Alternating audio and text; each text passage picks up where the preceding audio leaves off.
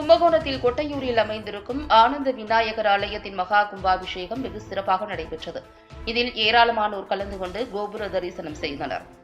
கும்பகோணத்தில் கொட்டையூரில் அமைந்துள்ள அருள்மிகு ஆனந்த விநாயகர் ஆலயத்தில் பல மாதங்களாக நடைபெற்று வந்த கும்பாபிஷேக திருப்பணிகள் நிறைவு பெற்றதைத் தொடர்ந்து மகா கும்பாபிஷேகம் பல ஆண்டுகளுக்கு பிறகு நடைபெற்றது.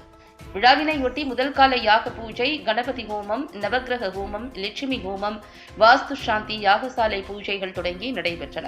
தொடர்ந்து இரண்டாம் கால யாகசாலை பூஜைகளின் நிறைவாக மகா பூர்ணாகுதி, மங்கள ஆர்த்தி செய்யப்பட்டு மங்களவாத்தியங்கள் முழங்க கடங்கள் புறப்பாடு நடைபெற்று தொடர்ந்து விமான கலசங்களுக்கு சிவாச்சாரியார்கள் வேத மந்திரங்கள் ஓதி புனித நீர் ஊற்ற மகா கும்பாபிஷேகம் வெகு சிறப்பாக நடைபெற்றது. இதில் ஏராளமானோர் கலந்து கொண்டு சுவாமி தரிசனம் செய்தனர். தொடர்ந்து 48 நாட்களுக்கு மண்டலாபிஷேக பூஜைகள் நடைபெறுகின்றன.